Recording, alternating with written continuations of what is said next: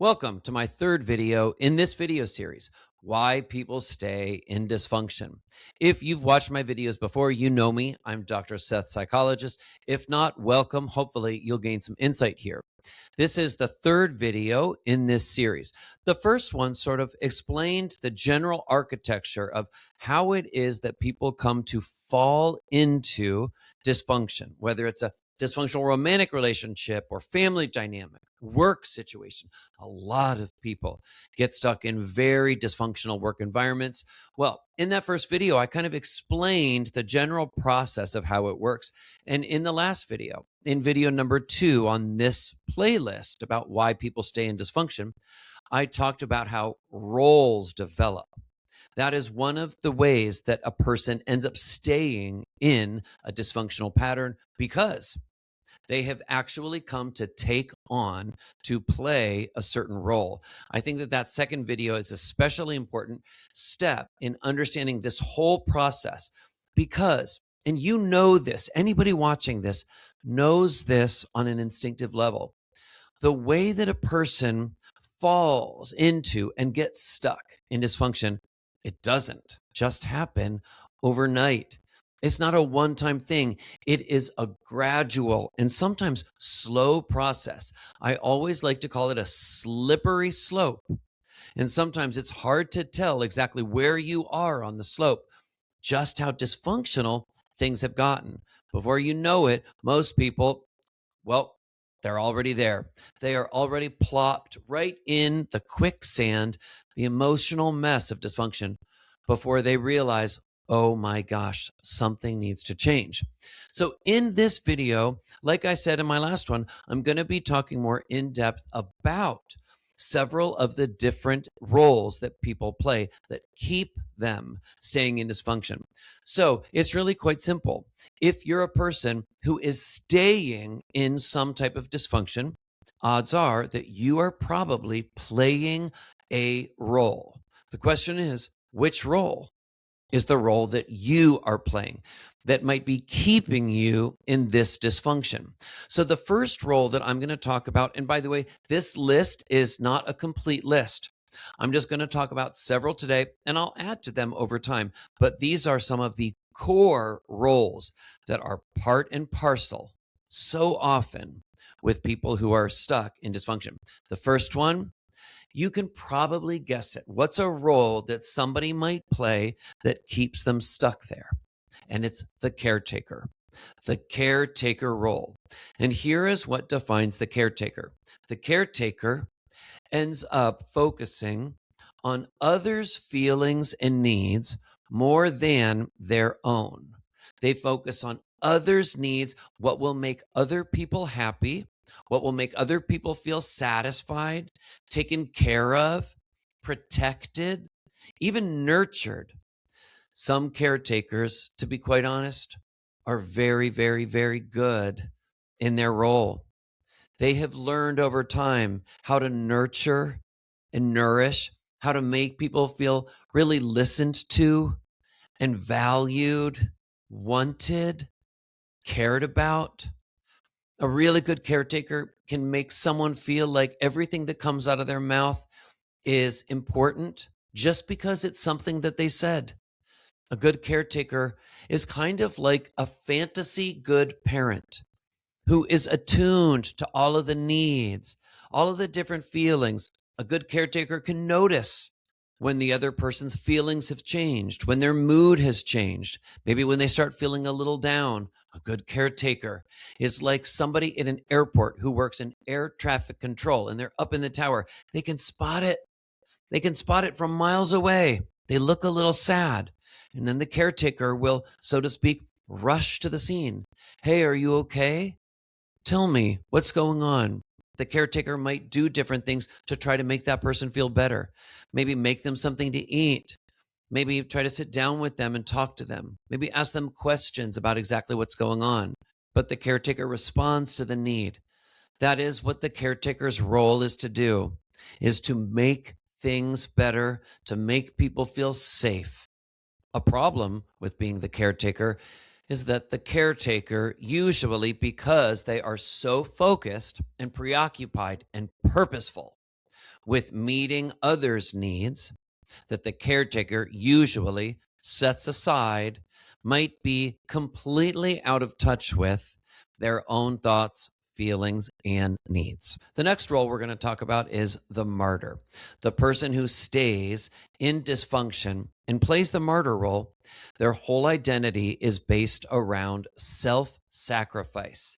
They sacrifice their own needs and their own wants. And here's what's really important in this role: they also expect that everyone who knows them should understand exactly all the ways that they sacrifice.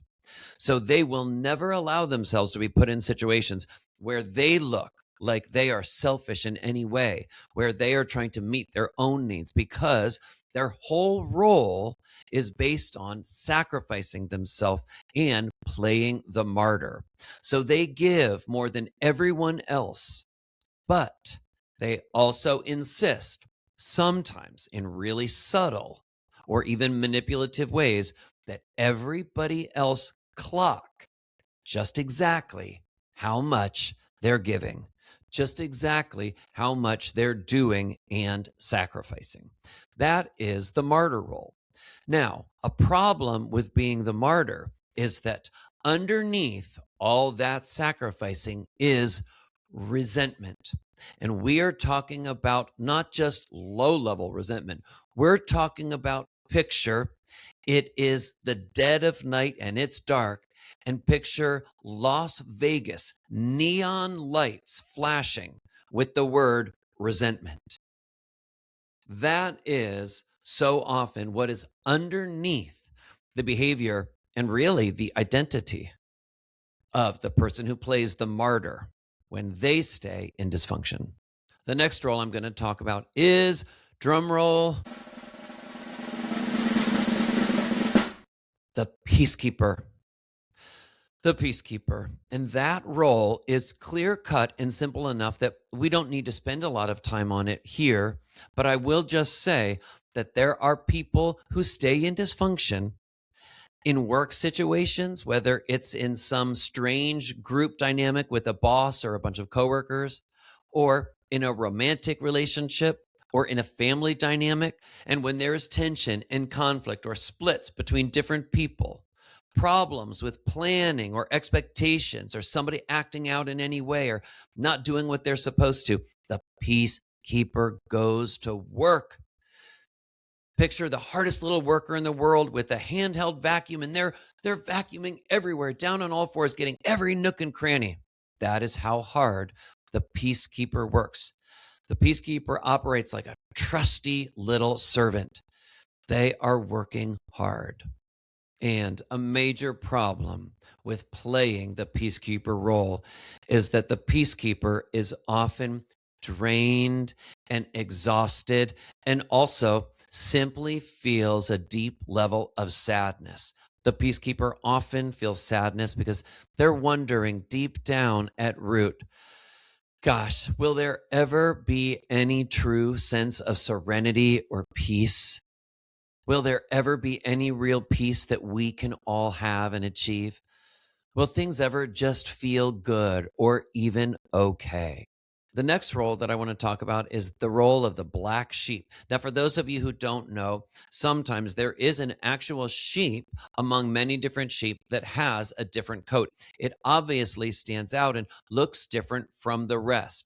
That is a part of what makes this idiom. A person that we call figuratively a black sheep, they are clearly different and operating differently than the rest. One of the things, though, that's important about an actual black sheep is the black sheep's coat can't be dyed in the way that a white sheep's coat can. So that is one of the things that makes it, the black sheep, less valuable. And that is exactly part of the idiom of when we call someone a black sheep. Someone who plays that role of the black sheep, they have come to feel, they have come to identify as the person who nobody expects will have a lot of value. Nobody expects great things from. People often think of as a failure or a burnout, somebody who's an underperformer or who just never really impresses anyone. A significant problem, of course, with playing the role of a black sheep, being stuck in dysfunction, is that the identity of this person who feels like a black sheep, the identity has become so demoralized, has sort of been beaten down enough in life that they really come to believe that maybe it's true. Maybe they're not capable of good things. Maybe they don't deserve to be included. Maybe they're not like other people. And so what happens is the black sheep, the person who stays in dysfunction for that role, they often don't end up achieving some of the very things that they could if they hadn't fallen into this role. And then finally, the last role that I'm going to talk about, a role that many people who stay in dysfunction play, it's one of the most common ones. And it's this one, the role of victim.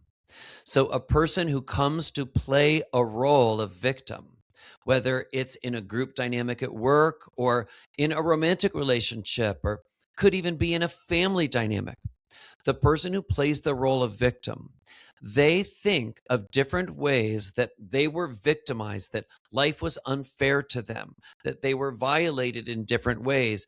And rather than focus ultimately on what they can do, what they can be responsible to change, and how they can improve their lives going forward, instead they focus on how they were wronged. And many times that's all they let themselves see. Now, a problem playing the role of victim and staying in dysfunction because of that role of victim, well, a problem with it is starting to make excuses for yourself because you were victimized. And the problem ultimately with making excuses is that you can shortchange yourself from focusing on some of the goals that will actually help to make your life better. So these roles that I have discussed are some of the most common roles.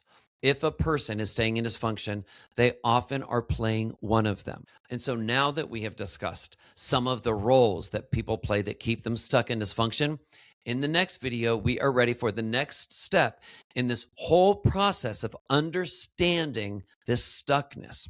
The next video, we are going to talk about the beliefs. Another factor that is in the mix of why people stay in dysfunction has to do with certain beliefs, some of which they may not even be aware that they have, that they are carrying with them, beliefs that could be keeping them in dysfunction. Okay? This is all a part of understanding the psychological architecture at work here.